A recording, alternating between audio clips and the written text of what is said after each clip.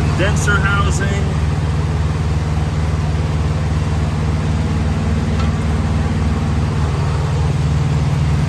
You know how awful this rust is in here.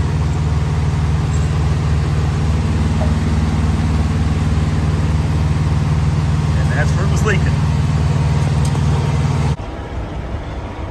And that is the new housing on there. Thankfully, didn't replace everything. I mean, the fan, looks like that was able to be reused. But this whole piece is all new, which is nice to not have a grody, rusty, nasty condenser cover anymore. I've got, you know, obviously a new condenser in there, but this point right here looks like it's actually redesigned, where you don't connect to, and so introduce another point of degradation. It actually passes through and around. So they must have realized on the older designs that it was just a problem, and so they dealt with that. So didn't want to spend the money, but now it should work. Yes, that is one of the downsides of being an owner-operator. The bill is yours, the repair time loss is yours, and then having to deal with the aftermath is your responsibility as well. But I think at long last I have finally reached the end of my Thermo King APU air conditioning system woes for now. Because over the last year, this is what I've done with that unit. Today, replaced the condenser coil and the housing because there was a leak at the joint of the condenser coil to the housing, and then the pass-through to the line that comes outside the housing and then down to the dryer, which then goes to the compressor. So that housing, that coil is new. The dryer is new as of last fall, along with the compressor. That's been replaced. I've had the motor mount, well, the lines inside the actual APU motor housing from the compressor up to the joint and then goes out to the dryer.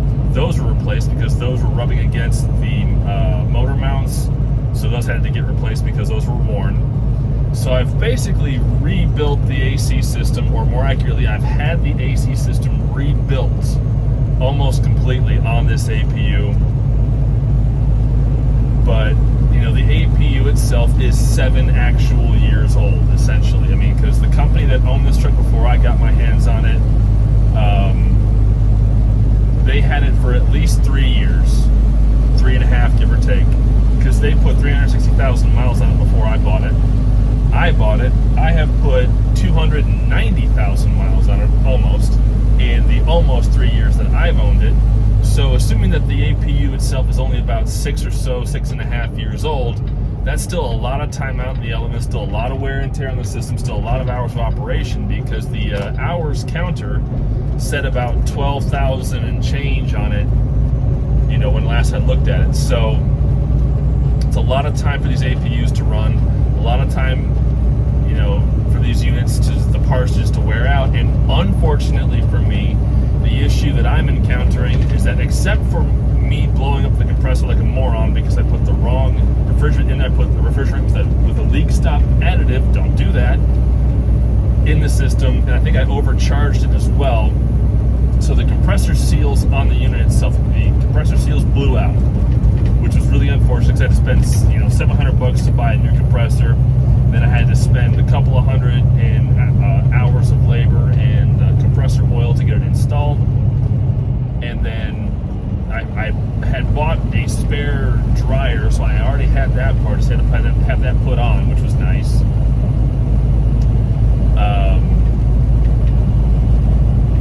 Yeah, but I also had to get my truck's AC compressor replaced just about a week or two ago, a week and a half ago, I think it was. And so I had that compressor done, and that dryer had to be done, and that was a lot of money as well. So I've spent a lot of money in the last year on air conditioning for my truck, which, well, across 2 systems though, which is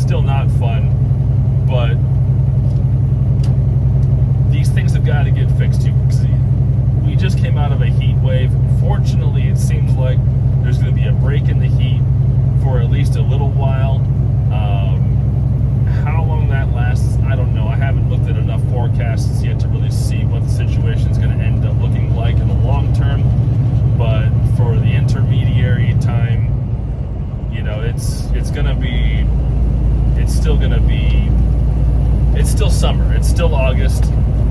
Just because we had a break in the July heat wave trailed into August doesn't mean that break's going to last. But again, I haven't looked at any weather forecasts to see what's coming down the pipeline. I just have to assume that at some point I'm going to be somewhere where I'm going to be really needing that APU to function, so I'm not relying on my truck engine to keep me from sweating to death, especially overnight.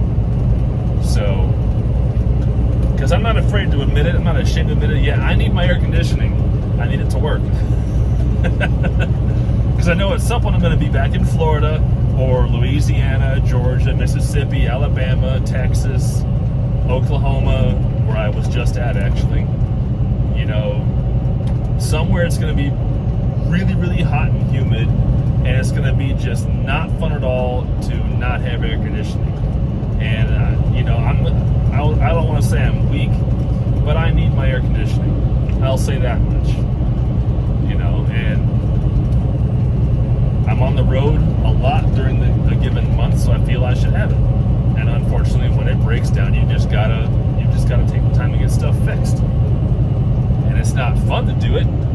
You know, it costs time, it costs money. But you know, it has to be done, and there's just no way around it but to just do it and get it done. No one likes the bill, but at least because I'm an owner-operator, I can write it off. It's an expense.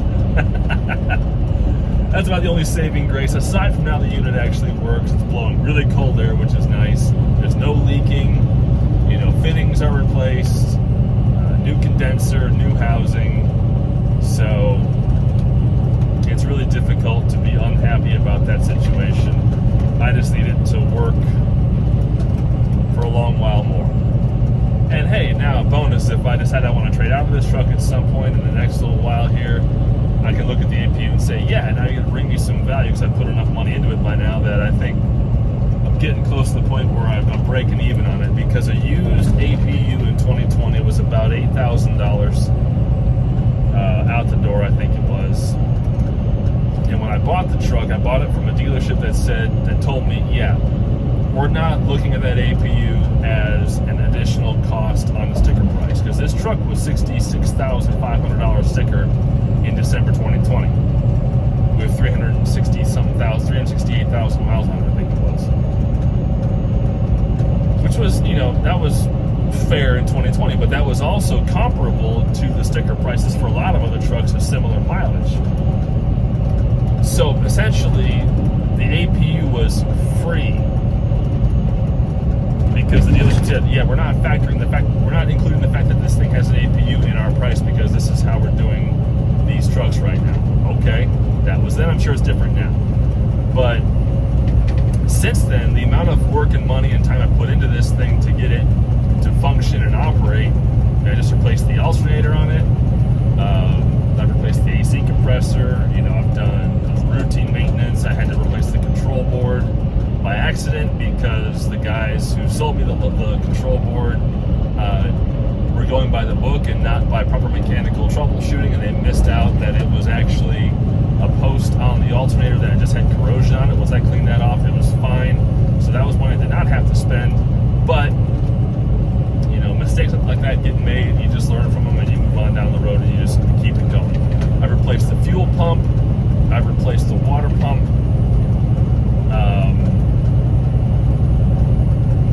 I've replaced the fuel stop solenoid.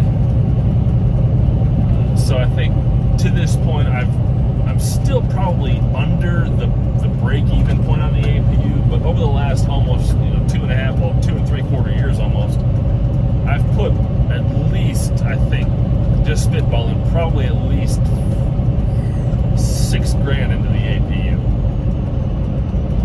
So I'm still ahead, but it's also at that point where stuff is just wearing out on it, and it just happens to be coinciding with stuff wearing out on my truck. So I've got repair bill to repair bill, which is not fun to deal with, but it is unfortunately it is the nature of the beast. And I'm just in that time right now where I've got to be replacing stuff, getting stuff fixed, so that stuff is going to work through the end of this year into next year. Because if I do decide to keep this truck for the long haul, so to speak, I've only got,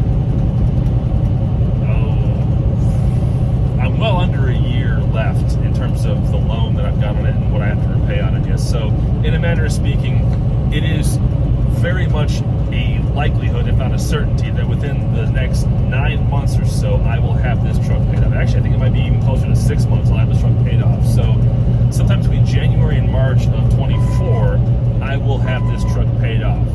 But before that point, I need to decide and commit to the idea of, okay, am I going to trade out of this truck, or am I going to stay with it and then just plan for overhauling it? You know, that's going to be the real thing, because once you hit 700,000 or so miles on these trucks, the value just goes right in the toilet.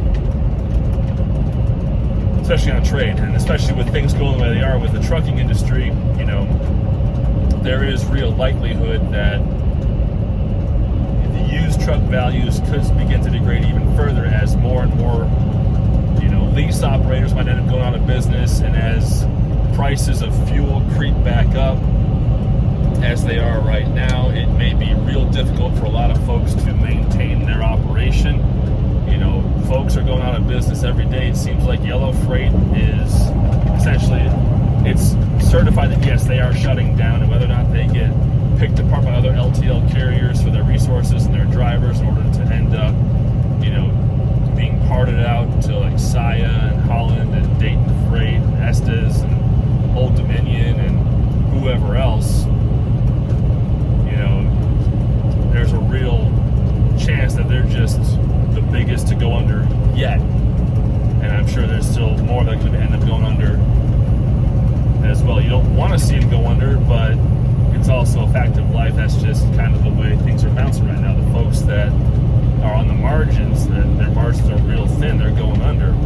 And with interest rates being as high as they are right now, especially for people who don't have good credit, or businesses that are so young like mine, they don't have enough credit history to command a respectable credit rate, you know, that it's going to be a real situation to look at, okay, is it going to be really truly viable for me to trade out of this truck within the next, well, before the end of this year more accurately, and get into something that's younger mileage wise and newer in terms of the year.